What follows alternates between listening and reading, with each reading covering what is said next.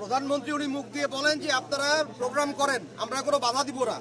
অথচ আজকে যে আচরণ করা হলো আমাদের একটা শান্তিপূর্ণ সমাবেশে, আমার পার্শ্ববর্তী থানা থেকে আসা আমার দলীয় নেতা কর্মীদেরকে ছাত্রলীগ যুবলীগ এখানে যেভাবে অতর্কিত হয় হামলা করেছে, 15-16 জন ছেলেকে ইনজুর্ড করা হয়েছে। এটা কোন দেশে বাস করছি আমরা?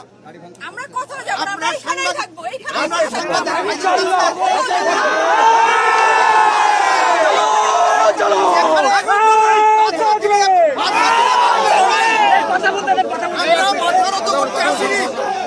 সাংবাদিক ভাইরা, আমরা আমাদের শান্তিপূর্ণ সমাবেশে যারা বাধা দিয়েছে তাদের উদ্দেশ্যে আমরা বলে দিতে চাই, আমরা কিন্তু ভালো মায়ের ভালো ছেলে, কিন্তু ভয় করি না, সময় মতো সব প্রতিবাদ করতে জানি। খবরদার ভুলেও বাংলাদেশ জাতীয়তাবাদী শক্তির গায়ে আঘাত করার চেষ্টা করবেন না। এরপরে প্রতিটা আঘাতের পাল্টা আঘাত করা হবে ইনশাআল্লাহ। প্রিয় সাংবাদিক ভাইরা, আপনারা আজকে মানুষের এই ডুকরে কান্না, মানুষের এই হতাশা, মানুষের এই অসহায়ত্ব, বিদ্যুতের দাবিতে, তেলের দাম কমানোর দাবিতে, মানুষের দাবি নিয়ে আমরা আজকে এসেছি।